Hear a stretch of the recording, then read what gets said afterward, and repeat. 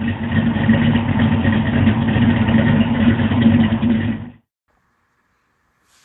guys, it's Brent with Lykins Motorsports. We may get to work on old JJ Jr. here after all. It turned out Summit Racing had a set of trick flow push rods in the length that I need in stock, so I should have those today after Trend sent me the wrong size. So it's always something when you're in a hurry to get something done, or you're really dying to get to work on something, and then something like that happens.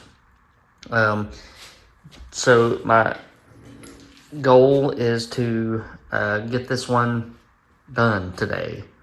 So the daughter and I are going cemetery hunting, and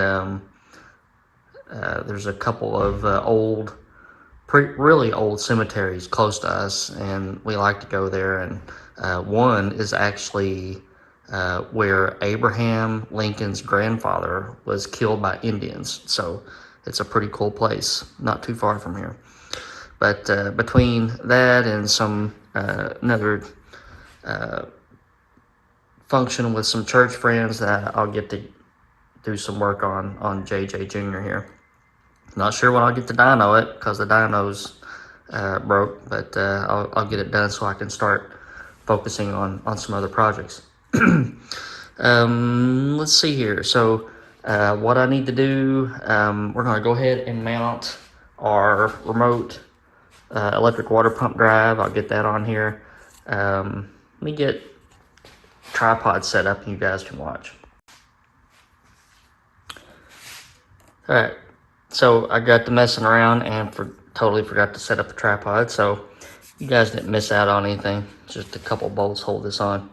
The reason we do this, two reasons. It's because this is a serpentine setup, and it would be just a gom of a mess to try to hook this up, or just run a water pump by itself without all the other accessories, and we'd have to fab up some kind of a tensioner and all that junk. So the easiest way is to put one of these remote water pumps on here, spin it backwards, and let it go. So it also adds horsepower, and I've ran it like this since the beginning. So every test has had this as a control variable. They're worth about 13 horsepower from what I've seen, so nice little bump. What else can we do? Probably need to get all of our rocker arms out and get those staged so that they can go in as soon as the push rods get here. And I'm going to clean up my other parts, and I think I'm going to paint that intake manifold satin black. So we got a nice little color scheme going on here. We got black, we've got cast iron gray, which I really like this. I don't know about you guys, but I think it looks good. Black intake manifold and polished valve covers I think will look very good. All right, so FedEx just made a trip to the house. Here's our new push rods, and I'm in the process of putting those in there. Got some high pressure lubricant on both sides. I've also put some on the valve, tips of the valves. One thing I have not done is check push rod to head clearance. So when we get the first rocker arm on here, we will for sure check that. You can start anywhere you want. I'm going to start on cylinder number 1. So we're going to roll the engine over until that exhaust push rod starts to move up, which it did. And then we'll just set our rocker arm down on there.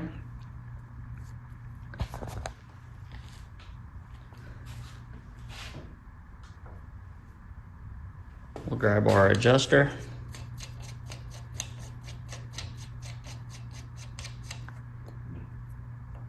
Okay, so there's 0 lash and 0 preload. Also, one thing you have to watch out, when you increase the rocker ratio, it moves the push rod towards the rocker arm. So that's something you have to keep in the back of your head. High lift cams can have issues there.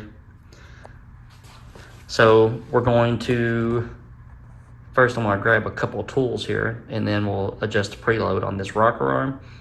and then roll the engine over, make sure we got clearance everywhere. All right, so we're gonna go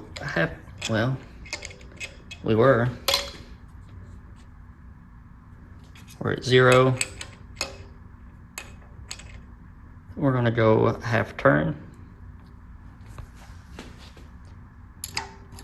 and then lock our poly lock down. Then we'll roll the engine over, make sure we don't have any interference anywhere.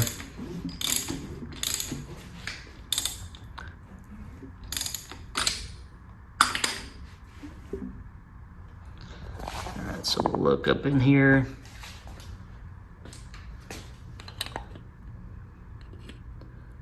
Got clearance, just got a bunch of grease in the way, which is normal.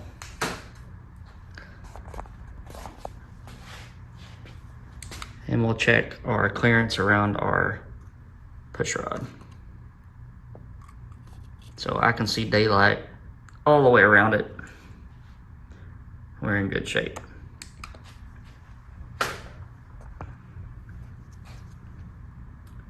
And here we are. These are some nice looking rockers. I've used these quite a bit over the years. Nice, rigid. They'll take a whole lot of spring load. Just a really nice piece. They're not cheap, but they're good rockers.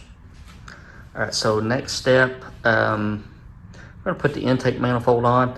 I can go ahead and get everything set for the distributor to go in. So to do that, intake valve, exhaust valve, we'll turn the engine over until that exhaust valve opens and closes.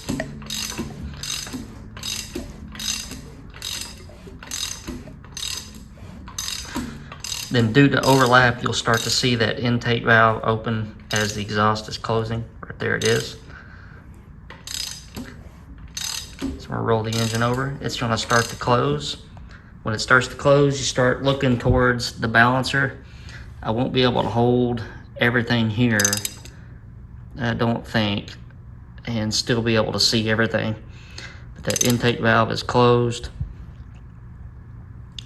You start looking for your marks. I can't even remember where my marks were.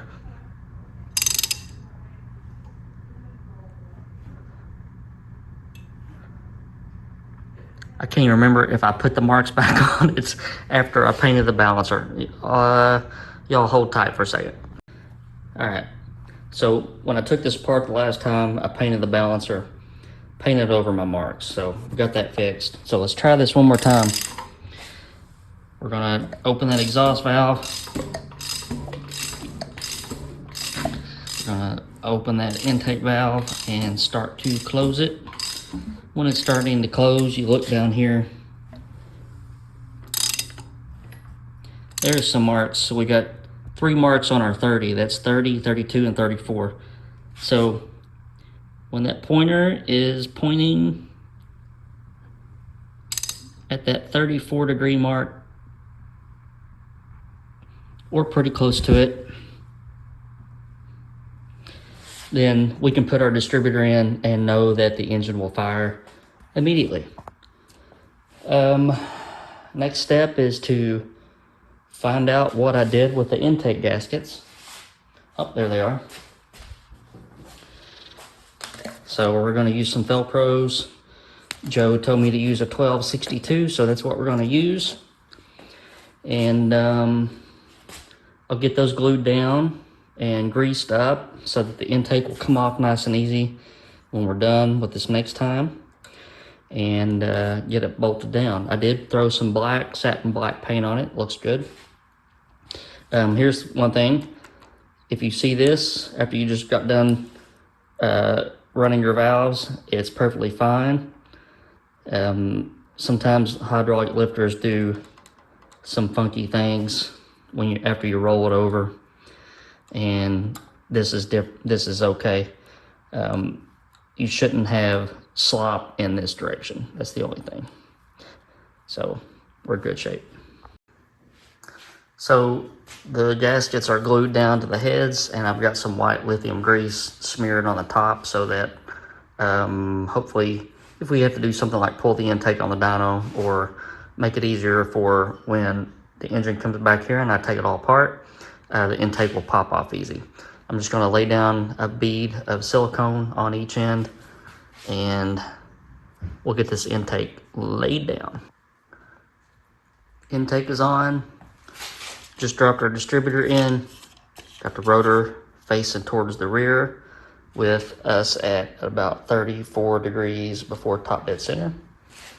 So if you get that pretty close to where the engine will be running on total timing, it should fire immediately. Not much left now. Got our thermostat housing on. Gonna pop our valve covers on and reuse our valve cover gaskets from last time. Got a good seal on our silicone in the back.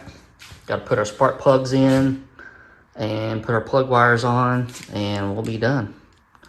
We'll scoot this one over in the corner and wait for dyno time. So I think the black intake and the oil pan match the cast iron pretty well. I don't know. You guys let me know what you think. I think it's a sharp combination. I haven't done this before. All right, so valve covers, spark plugs, plug wires.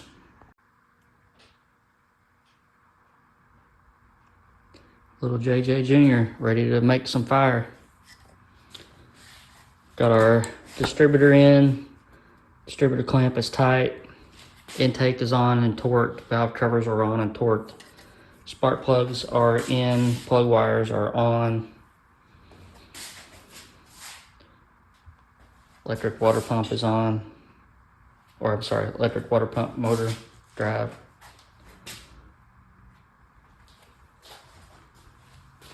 All right, let me know what you all think. Don't have to put a bag on it because it's sealed up from the outside. Just roll it over in its corner and be ready for the dyno. All right, guys, thanks for sticking with me. Me and Junior here. Hopefully you guys made some good guesses. We'll find out pretty soon, I hope. Have a good weekend.